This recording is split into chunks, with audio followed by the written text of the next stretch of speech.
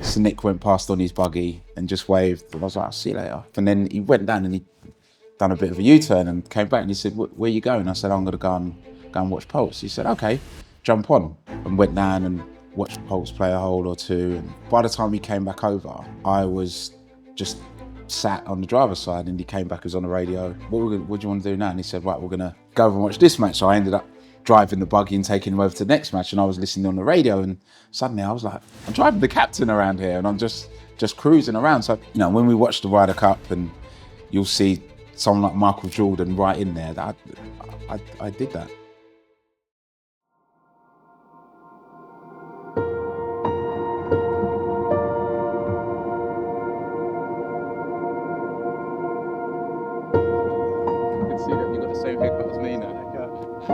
You started your career pioneering UK garage music.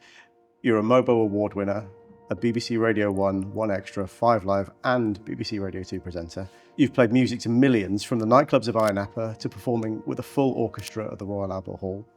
And today we can hear you on BBC Radio 2 presenting for the Premier League and DJing and hosting all over the world. Why don't we start with your passion for music? So I see you've brought some vinyl here for us. Yeah. Tell me about this.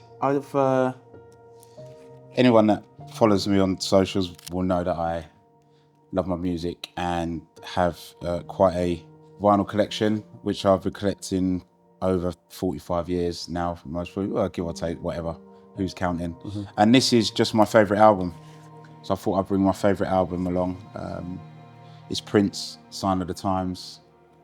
Owned this since I was 17 years old.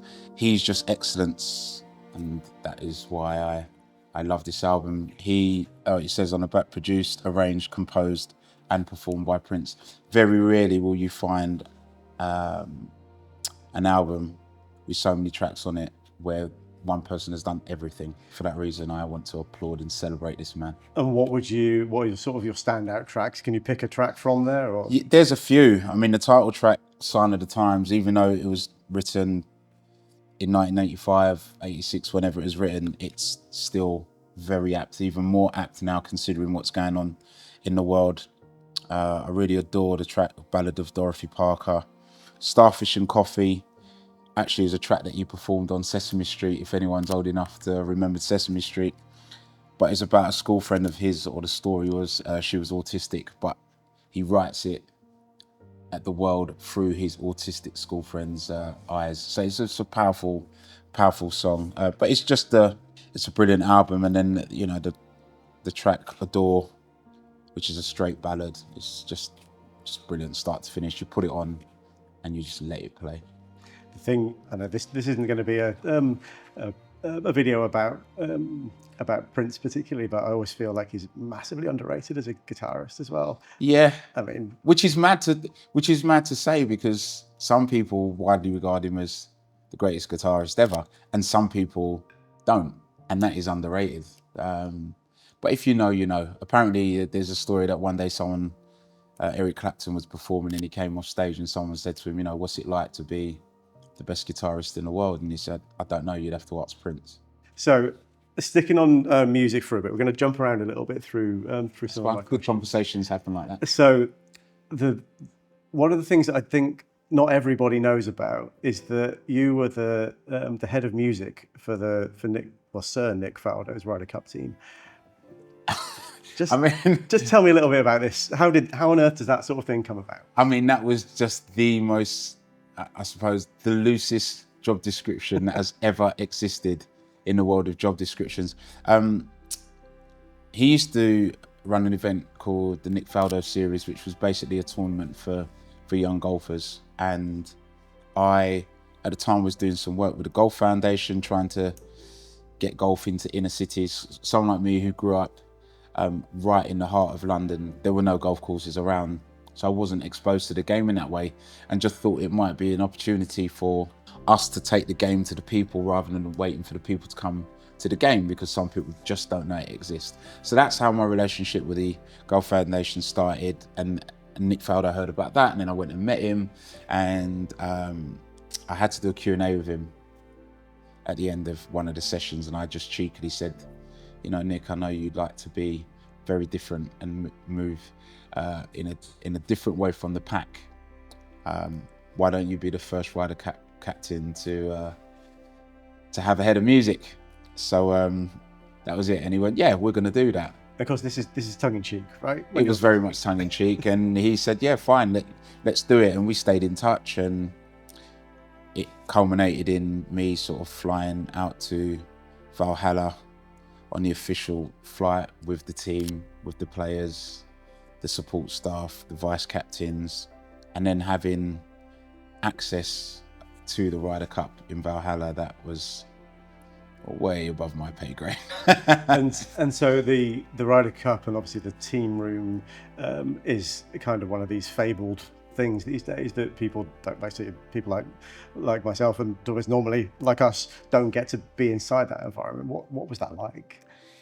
It's surreal actually, because we kind of got the schedule and was invited to go down and just mooch about, and we were all in this room just sitting and chatting. And I remember sat on the table with Justin Rose, Sergio Garcia was there, Ian Poulter, and I've met the guys and know Ian really well, and subsequently Justin as well. And we're there just chatting, and then the door closed and the meeting started, and I was sat on the table next to these three, and that was just it.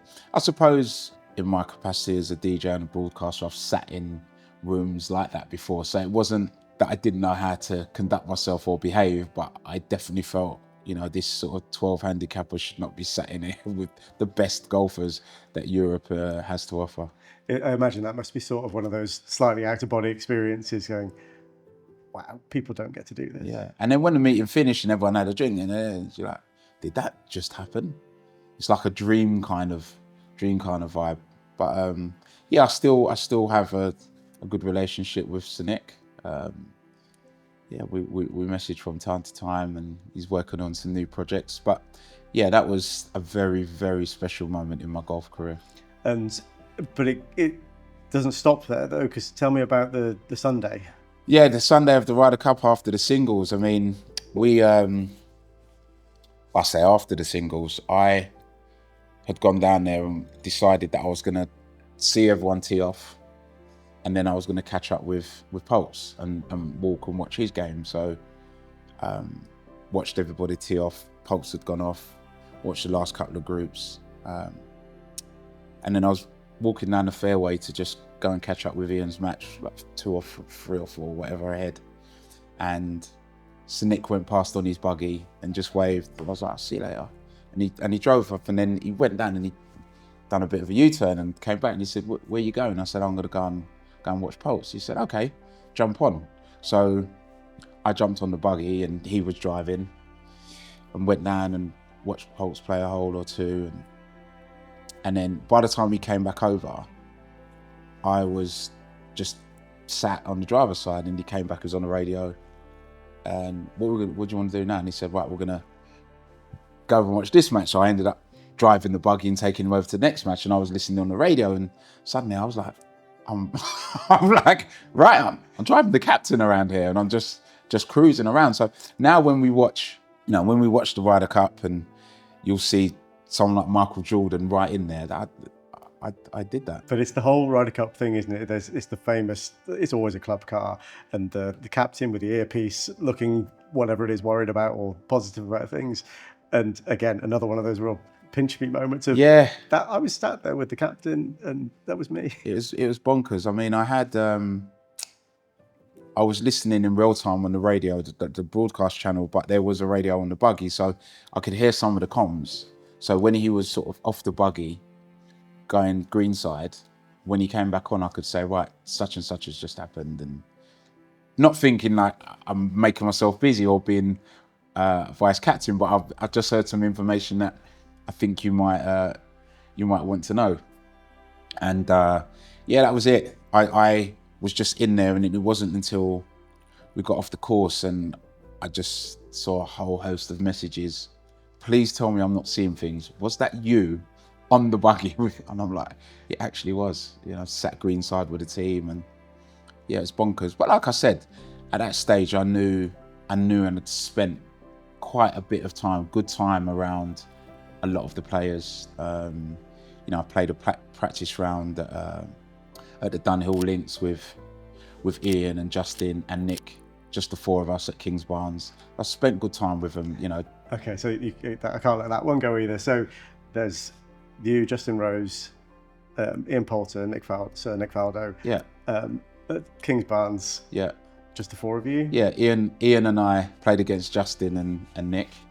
And funny little story for that there, Nick gave me a little chipping lesson of how to sort of keep your thumb moving through the stroke.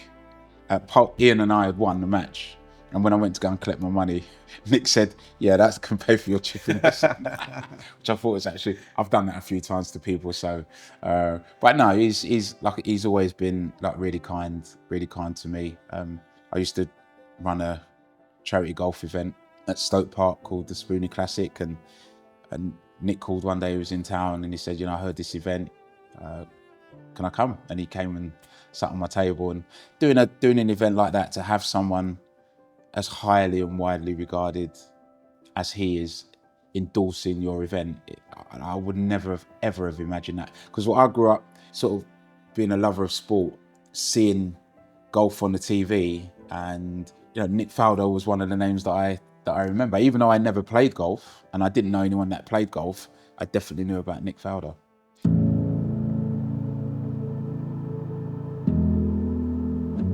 So looking at your socials and obviously knowing you for the 20 odd years that is 20 years we've known each other. I mean, we look so young. I know. What is it about golf that keeps you coming back and back and back?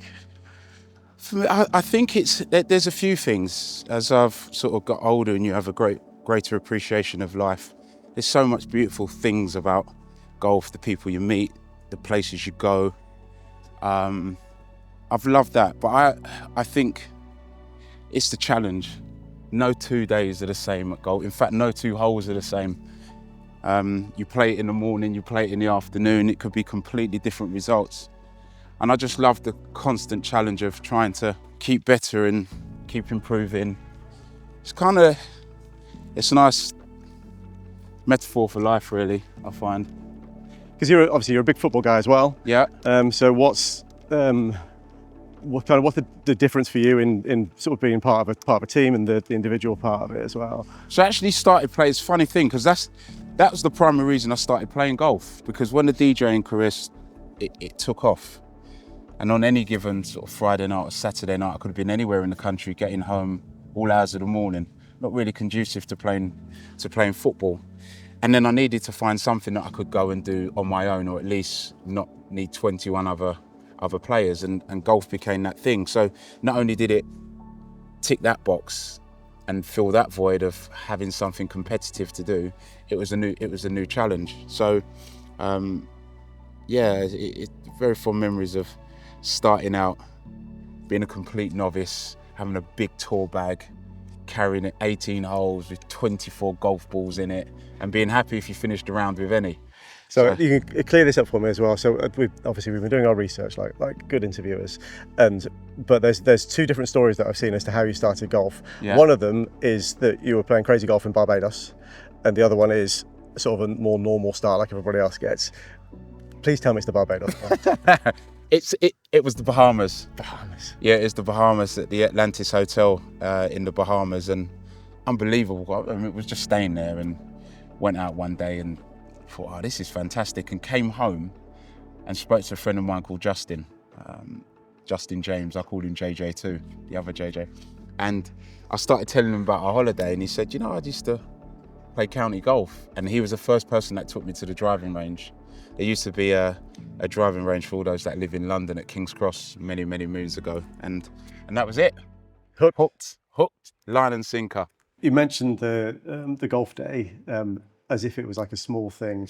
I ran this little golf day for a couple of years.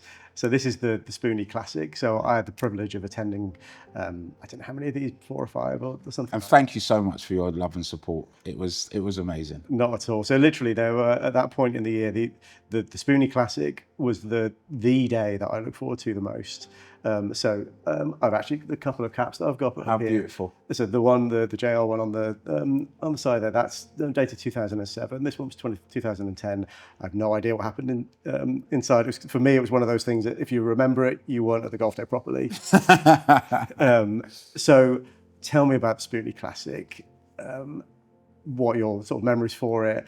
The money that you raised, who was there? Just Wow. give me I mean, it's one of those things that started, it was a bit of a fluke in the way that it started. My birthday came around and I can't remember what year the first one was. It might have been maybe 2004 or something, but that wasn't actually the Spoony Classic. It's where it started. But my birthday came around and I just wanted to do something different. People usually go out to clubs, but I worked in clubs, so I was like, I don't want to do that. So I booked 4 tea times at Stoke Park, where I was a member, invited 15 of my friends over that played golf. We had 4 balls, we sat and we played and had something to eat. It was a beautiful summer's day. We then went back out and played some more and came back in and was having some drinks. And everyone was like, we should really do this again. That was so much fun. So the following year, by then people have heard about it. I can't believe you had an event and you didn't invite me. It wasn't like that, it was just a couple of mates. The next year we doubled it and I had 32 players and said, right, I'm gonna get some prizes. And at the time I was an ambassador for TaylorMade and got some product from them and made the prizes nice, and then said we'll try and generate a little bit of money, and that is really how it started. That was the first Spoony Classic. And then we went from 32 players to, at the end, 120 players. We had 250 people in the evening for dinner. I was really supported by the European Tour players and the European Tour to a degree, but Ian Poulter, Justin Rose, with some of the big names, Simon Hurd, real deal. I mentioned Hurdy because he won it one year. Steve Webster. I'm just trying to remember all the names as I'm going through here, but I used to have about 10 European Tour players play on the event, and then we had a whole host of celebrities from the world of sport and entertainment. Michael Greco, who used to play Beppe in EastEnders, of course Vernon Kay, footballers Jamie Redknapp and Ian Wright and Matt Letitia. So all of these people used to come and play and support the day, and it was, for that reason, it just made it a little bit special. And then what I would do in the evening, just to tie the music bit in, is have some musical entertainment, which the calibre you wouldn't typically get at a golf day.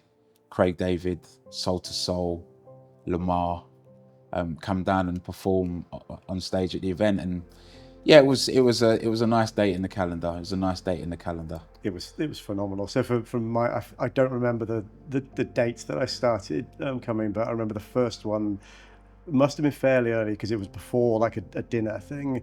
But I remember Poulter was there, and I'm pretty sure Jamie Theakston was there. Jamie was there because we were all on the radio at the same time. And William Hunt was there. Yeah. The tailor.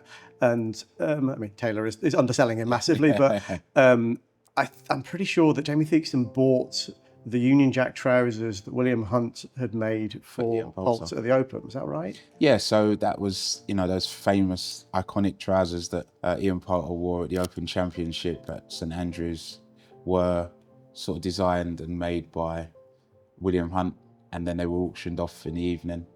So it was lovely. People were so generous, and then I only had to just pull the little bits of generosity together, and that was it really.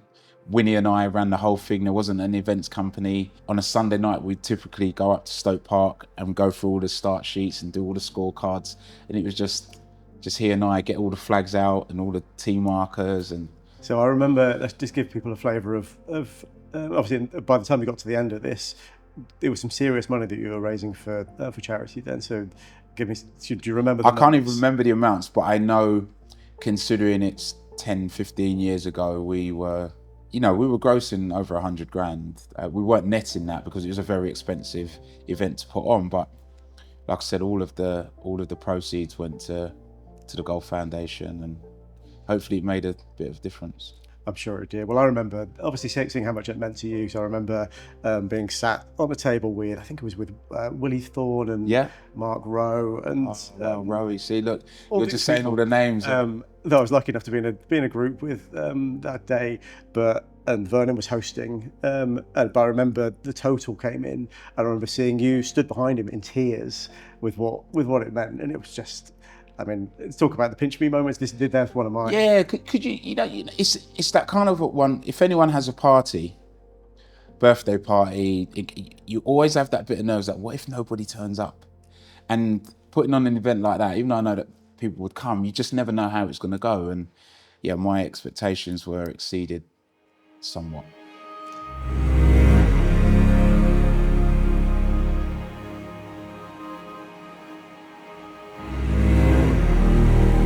So we just teed off on the par 3 second. Yeah.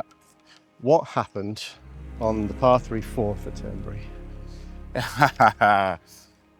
Yeah.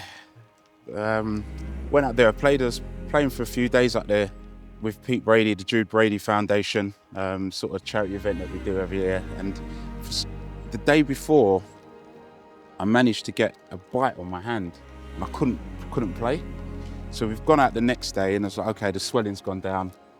And the fourth hole, stood on the tee, it's like 190 something yards. Wind was kind of coming over my right shoulder. So it's downwind, it's right in between clubs. Anyway, I think it's those 200-yard par threes as well. Yeah. They're not the easy ones. No, I'll tell you what though, it plays considerably shorter when the wind's on your back. Okay. So I thought, right, if I just hit a full 8-iron, I should end up, if it pitches at the front, being linksy. Anyway, and I hit it lovely, and it was just tracking towards the hole. Got up there, couldn't see it. Oh, so you couldn't see the hole from where you were? Couldn't see the hole, so I didn't know, and I've played enough golf to know that it looks like it could be in the hole, and then it ends up 20 foot past, so it rolls off the back of the green, and got up there, couldn't see the ball, looked in the hole, and it was in there. It was my first ever hole-in-one at Turnberry as well.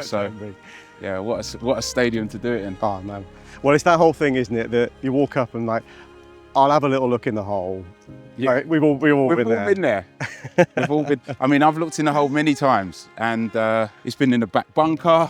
It's rolled off into water, but never before had I found my ball in the hole. So.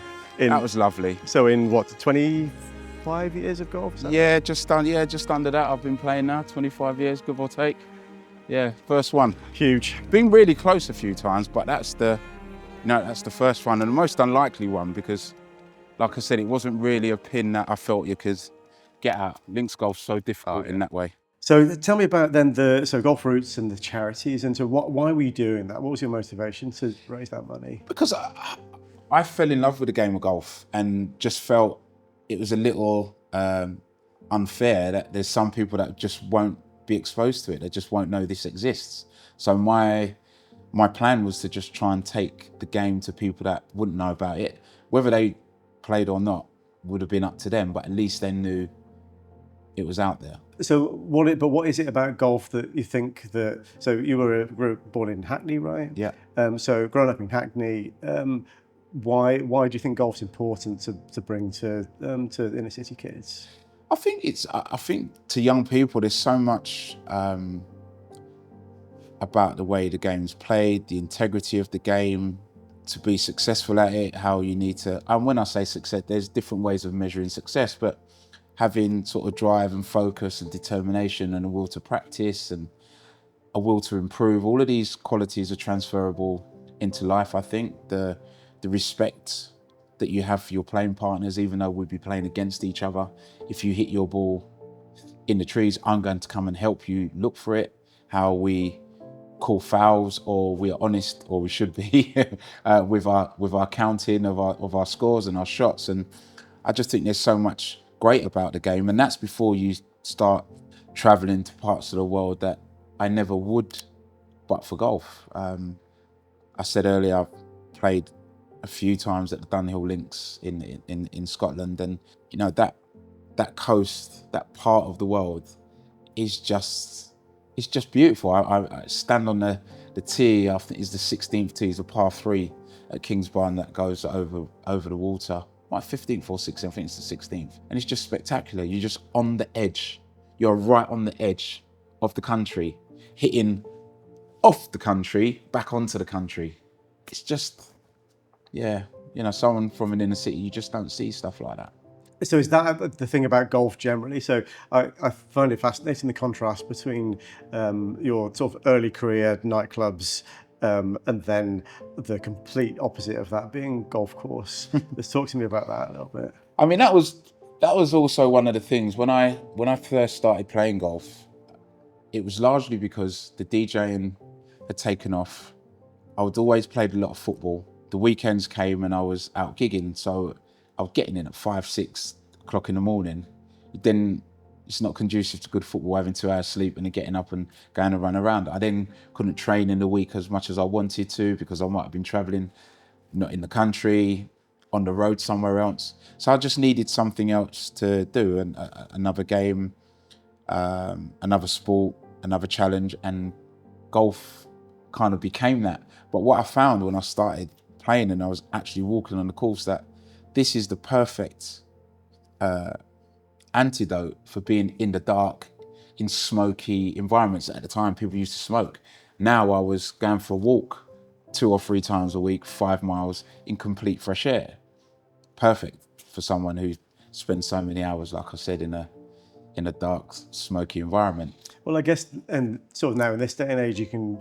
It's obviously it's not quite as bad as being in a smoky nightclub, but the life that most people will be leading now, and most people watching this will spend an awful lot of time on screens and indoors, and either screens on their phones or screens on their laptops or whatever it is. So, do you find the same kind of thing now? Obviously, yeah. I think I'm one of those people, if I was being completely honest and introspective, most probably spends too much time on my phone. But running a small business like this, and I don't operate out of an office, everything kind of work related and in my personal life happens in one place. But when I'm on the golf course, that's the one time where for 4 hours I might not check it. I'll use my screen for my GPS and to work out what club I'm going to hit on one of the apps that I use, but I won't engage with my phone in that way typically, which is also good because it's nice to decompress. So we were talking about earlier on Kingsbarns and the Dunhill links and playing with the sort of the magic trio that you were playing with. Of all the real top level pros that you've had a chance to play golf with, who would you sort of, was there anybody that actually sort of stood out to you in terms of the quality of player or the way they swung the club or anything like that? I mean, listen, anytime you get to play with a tour player, it's incredible. And they all swing the club differently. That was one of the things that first struck me, that a golfer swing like an individual's walk.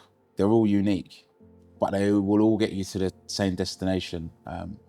You know, I've played with Lee Westwood and Darren Clarke and like Ian Poulter and Justin Rose. I've played with Rory McIlroy, who, you know, he was very young, but you could just see at the time, he's just phenomenal, the way he struck the ball and how high he hit the ball. That's what I couldn't sort of get my head around. He could hit his driver higher than I could hit my wedge. Do you know what I mean? But he, they all brought different things. But there's, you know, people like, I remember playing in the Daniel Links again with Brett Rumford. I've never played with anyone with a short game like Brett Rumford before. His variation of shot using the same club, didn't even think it was possible. And he just sat there and explained. He's like a wedge short game scientist. I made the cut one year with Marcel Siem, who I hadn't met up until the tournament, and what a phenomenal golfer he was. I mean, I saw him play some spectacular golf that week. So it's hard to sort of narrow it down to one, because when you get that close, you always see some magic and brilliance. I've stood on the driving range at St Andrews once, hitting balls in between Vijay Singh and Ernie Els, which was slightly off-putting, as you can imagine. But when you play in that tournament, this is just like a normal occurrence. So, in a kind of similar vein then, so you're We talked about the Spoony Classic and just the breadth of people that were there. So your, as far as I can see from where I sit, your little black book is the most impressive of anybody that I think I know that I'm aware of. Of the sort of the people from different sports and entertainment and all the rest of it that you've had a chance to play golf with, who is there anybody that sort of stood out for either their ability or lack of on the golf course, and anybody that was just really good fun to play around with? I'll never speak about someone's lack of ability, but I mean, someone like Jimmy Bullard, who's been a revelation for the game of golf and taking it to the masses and making it fun in a way that only Jimmy can. Like, I couldn't do what he does, but I love the fact that we have him to do that. So having him in my black book and we can talk and riff and exchange sort of stories, he's fantastic. But again, the privilege, the honour of sharing the ground in tournament conditions with professional golfers is something that, as a lover of sport, you don't get to do in any other sport. If you're into F1, you are never going to be on Silverstone the same time as Lewis Hamilton. If you're into football, you're never going to grace Anfield at the same time as Mo Salah. But here we were playing in a European Tour event, and one of the biggest European Tour events, by the way. And I was, I teed it up. I played in a group. I was the only amateur with Rich Beam and Retief Goosen. Let me ask you about the BMW at Wentworth then. So again, tournament conditions, inside the ropes, galleries, TV cameras. The BMW, the Pro-Am for the BMW is one of the events that, again, you've had the pleasure to play. Just tell me about the experience of being there, and maybe a couple of highlights or one in particular. I mean, the thing of the BMW, I suppose the fundamental difference is that that's a Pro-Am on a Wednesday. We scatter off, and then the pros do their business Thursday to Sunday. The Dunhill Links, you're in the tournament because the tournament is a Pro-Am, and you have 3 rounds to make the cut. That said, when you turn up at Wentworth, it's Wentworth. I've played it in lovely conditions. The galleries are usually very, very big on a Wednesday. Kind of like what it's like on a Sunday at the Dunhill Links when everyone's at St Andrews.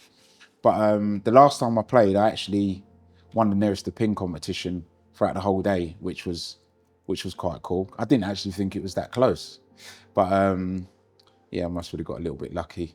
But it's great to play in that, such a well-respected course. It's very much a challenge. It's a fun day.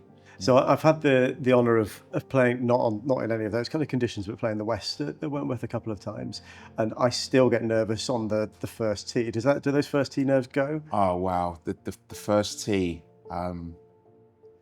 For some reason, it's a shotgun. Go on. I was just going to say before that, just describe, if most people won't have had the pleasure of playing it. Describe why the first on the West can get in your head a bit. I mean, why it gets in someone else's head might be different from mine, but the reason it did get into mine because it was a shotgun start, and played a few holes, finished 18, and then you come up through the grandstand onto the first tee. And nothing prepares you for the amount of people that are standing around the first tee. Big Martin was announcing, and then you got to stand there and hit your shot. Slight problem is that there's a putting green, which is maybe 100 yards, 150 yards, 100 yards to your left. But it is absolutely in snap hook territory. And if you snap hook it off of that tee, someone's ending up in A&E. So you're standing there thinking, I don't want to hit it over there. And the chances are you're going to hoik it right into the trees. But yeah, that was good fun. Last time I played, actually, I did hit a decent shot off them, just fell on the floor, like, and everyone laughed because I think everyone kind of understood what we was going through. Yeah, that's one of those ones for me. So on a normal day, the times I've done it, that you can still hit that practice green, and also there's cars parked around there as well, and it's always nice cars. Also, the road comes up under the across the first That's right. fairway as well, and the starter has a little pedal with the traffic light. So there's probably an expensive car right. There's expensive cars and people left. And people. And what do you think the carry is? 150 or something like that? I mean, to get over that brow, I think it might be a little bit more than that. So, but you just want to hit it straight. If you hit it straight, it's not a problem. But anything right or left, you also don't want to embarrass yourself and duff it off the tee. So what tends to happen is you swing too fast. You swing too fast, it brings every miss possible into play. So I just tell myself swing in slow motion, and you're most probably swinging twice as fast as you think you are. But yeah, that sometimes works. You just want to get out of there quickly as possible, really. Kind of just looking a little bit more widely at golf. And so you've been playing for 25 years? Yeah, just under now. I think it's about 23 years, something. So there's various things that you've been quoted way back through the years about wanting to trying to bring a bit more style into golf, and the sort of going back 25 or 30 odd years. Obviously, you were talking about Nick Faldo back in the day, and the Pringle jumpers and the Leyland Scots. Stuff. So how do you feel like has golf changed through that time? Is it what's all your thoughts on it? Fashion wise, it's changed so much. It's a beautiful and amazing thing. When I first started playing golf, the clothes didn't really fit me properly. That was the main thing. That's primarily why I started wearing William Hunt's trousers on the golf course, because they were really nice cut and they fit me how I liked my trousers to fit. And I think one time I had a sort of pink linen pair or something which looked very different to any other typical golf trouser, and people then started noticing, oh, what's this? And then William started making like a golf range on the back of it, and then I discovered J. Lindeberg and have been with them since. I must be 20 years plus with J. Lindeberg. Their clothes are just perfect and they always had the mentality actually that you could leave the course and then go straight to the bar or wherever, to the club, or go out. And it's really nice now to see more golf brands taking that lead. I still think they're the best JL market leaders. Their range is fantastic. And I've noticed in time when I've been going and playing golf around the country, how more and more amateur golfers are wearing the stuff. So do you, from a different point of view, do you feel like it's become like a cooler sport? Is it more, absolutely? Is it more inclusive as well? How do you feel? Absolutely, I think that it's definitely become cooler. We're always trying to make it more inclusive. I think there's still a bit of work to do at board level, because if you go into most clubhouses and you see the pictures of the captains, they all look like they went to the same school in the same year. They look very different. Definitely look different to me. But that might happen. That might happen with time. I know in the time that I've been playing golf, the amount of people that's playing it is a way more diverse selection of people. More women getting into it. People getting into the game younger. But places like Top Golf are helping that. You know, the advent of golf simulators means that golf simulators can now be in entertainment spaces with arcade games. Again, that's bringing the game to the people. I think all of these things really help, and it's so much fun, and it's a game for life. So when it's time eventually for people like me to hang up my football boots, I can still go and have a little trundle around the course with my friends, you know. So you talk about playing golf with your friends, like how you've talked about the challenge of golf and all the rest of the things.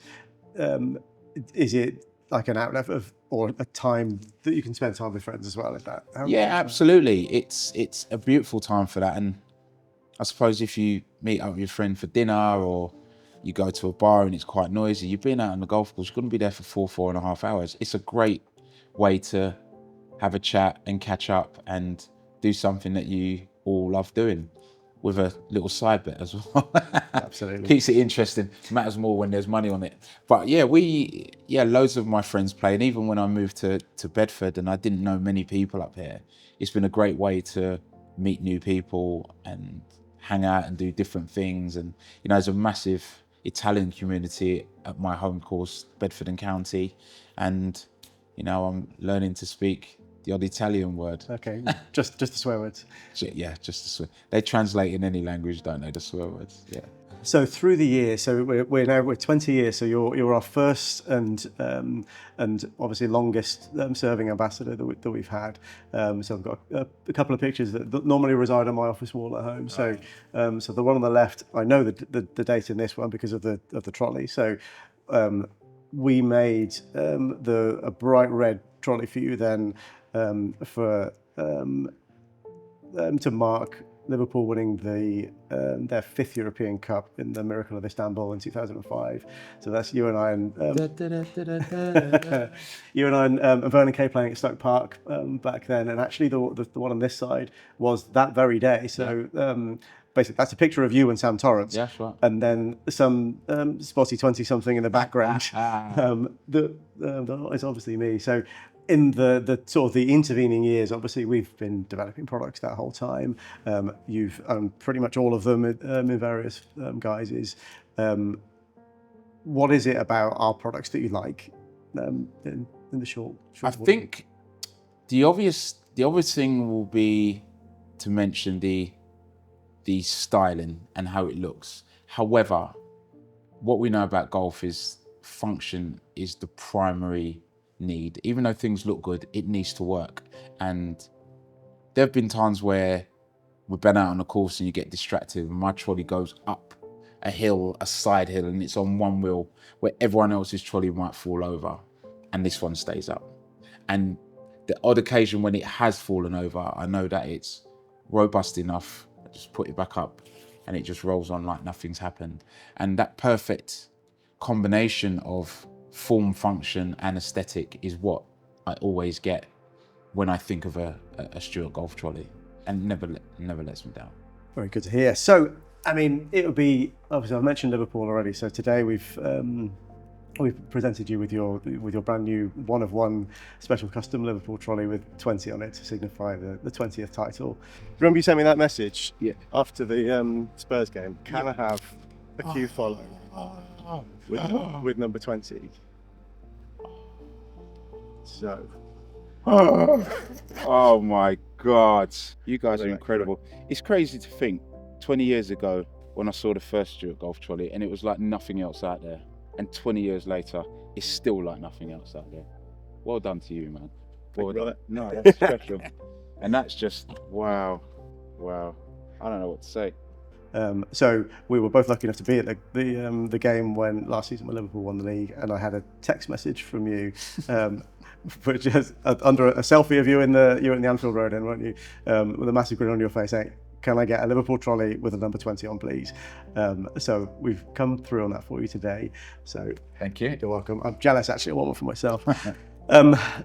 So let's talk a little bit about that. Obviously, the talking about a particular football team isn't everybody's cup of tea, but why is it Liverpool? What's special to you about the club? It's always been Liverpool. It's only been Liverpool. Anyone who's a football fan will understand. You take out the club name and insert your own, and that's just how it is. You support who you support. There's not always rhyme and reason. I definitely don't have a big reason why I started supporting Liverpool. I just supported Liverpool, and at the time I didn't realise it would be that deep. I didn't know it would be a lifelong thing. I was the eldest son. I didn't grow up around with an older brother or my dad, where I knew that football is everything and standing on shoulders and the terraces. I didn't know that. It was just, I like to watch football and this is my team. Most probably as a youngster, Liverpool were, I started supporting them in 1977. So maybe that had something to do with it. We won a European Cup as it was in 1977. Kenny Dalglish signed for us in 1977. That was the actual reason. If there's one reason I started supporting Liverpool, it was when we signed Kenny Dalglish. Again, I didn't know much about Celtic. I didn't understand what £440,000 meant, but I supported Liverpool, and that was it. So I imagine that the young Spoony at that age, fast forward to an opportunity that you had and you actually shared a pitch with Kenny Dalglish. Tell me about that.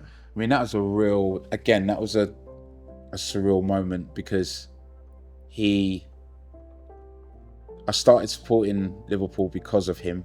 Remember, he had massive boots to fill because he was replacing Kevin Keegan, who was idolised at Anfield. And we signed Kenny Dalglish, and we fast forward to a time now where he's retired and he's widely regarded as Liverpool's greatest player of all time. And I have been on that journey since the start because he's the reason I started supporting Liverpool.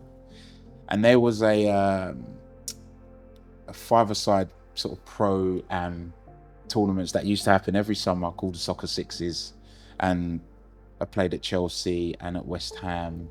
And one year they were going to do one in Liverpool, and the owner, Mark, said to me, well, I've got some good news for you. Obviously, we're doing it at Anfield, and guess who's going to be in your team? And I think I had 3 or 4 guesses, and he's like, no, you're going to play with Kenny Dalglish. And I was just like, absolutely, I didn't know. I mean, I quickly went back to being a 7-year-old kid in Hackney, and it got twice as good because not only did I get to play with Kenny Dalglish in a six-a-side, every team had an ex-player in it, and we were lucky.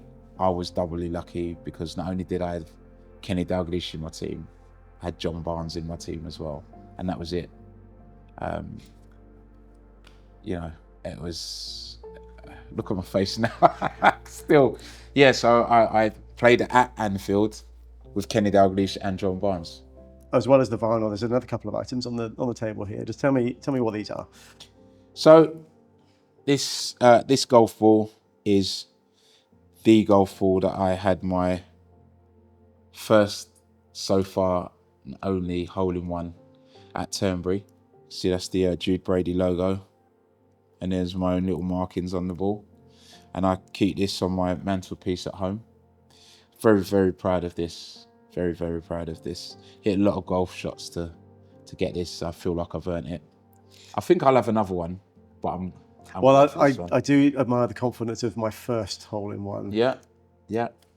And this is my British Empire medal.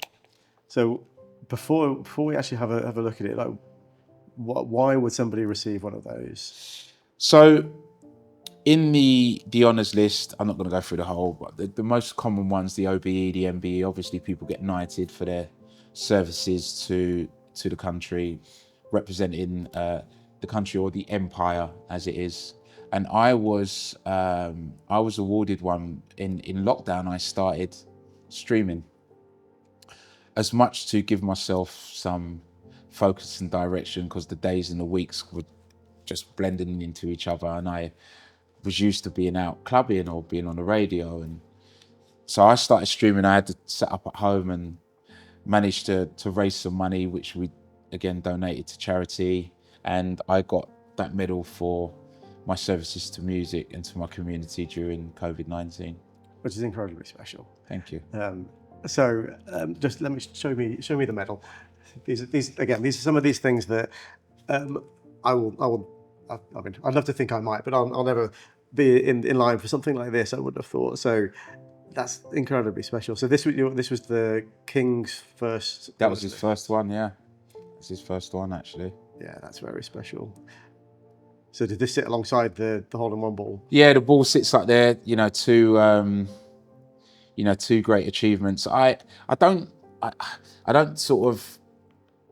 There's a little bit of conflict with this, just because being first generation British, my mum was born in the Caribbean.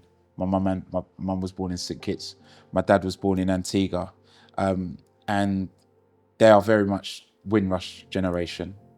And there's just something about the word empire that nowadays seems and feels a little bit outdated, because empire doesn't always stand for positivity. So that's one side of the argument. The other side of the argument, though, is that I've made a difference to my community at a time when people needed it, and for that I'll, take the thank you, take the appreciation, as much on behalf of those people as myself, because I could easily just go about my business without the accolades, but it was a time, unprecedented times for all of us, where we all came together, and I think that medal's as much to do with that as something only for me. And like I said, I don't sort of jump up and down from the mountains about it, because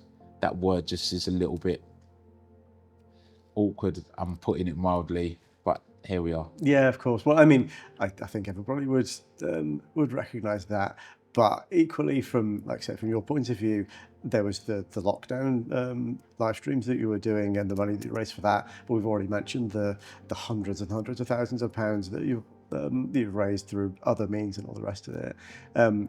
So is that sort of being black, being from inner city, is that part of the golf route's sort of motivation as well for you?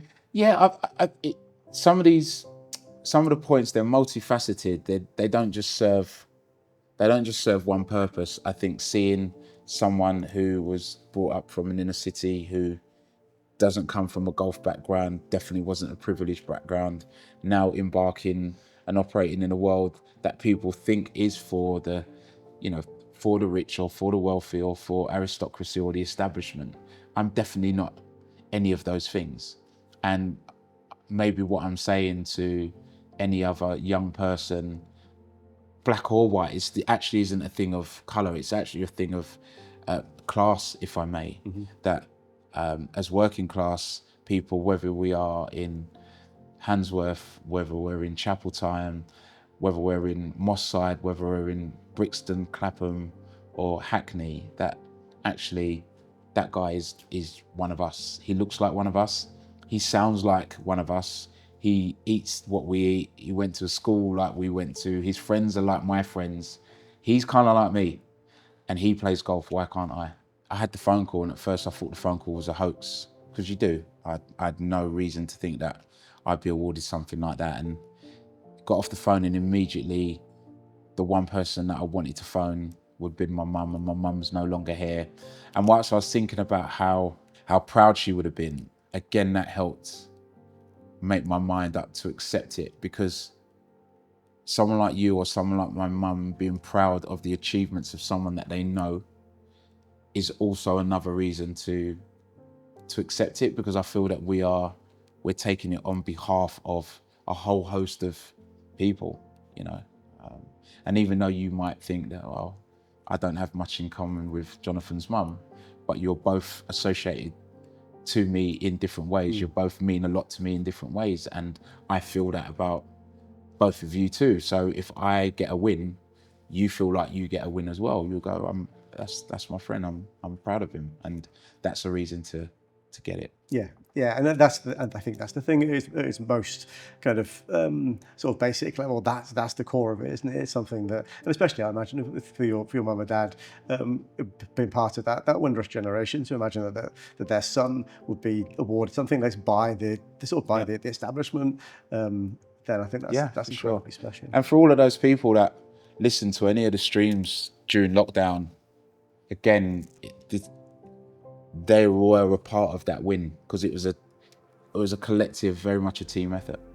What about, so when you're out on the golf course, obviously you play an awful lot of golf, there must be some sort of like that funny, silly things that might have happened. Anything spring to mind? You know what? When I was in such a fortunate position when I first started playing golf at Stoke Park, and because of the way that my diary was, I worked in the evening and I had the daytimes free.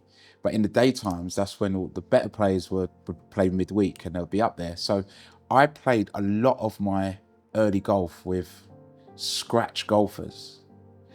Van Phillips, who's won on tour, Dave Fisher, who's a former England amateur champion, double stroke play, match play champion. Jeremy Kavanagh was a pro as well. So I remember one day playing in the 4-ball and was playing the 8th hole at Stoke Park. I could even remember it. And I topped my tee shot.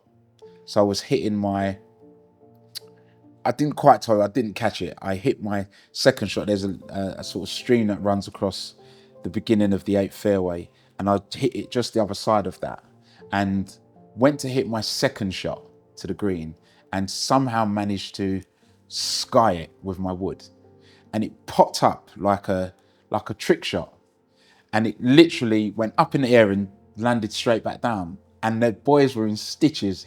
And Dave went, "Oh no, you should have caught that. That would have been incredible if you'd done that."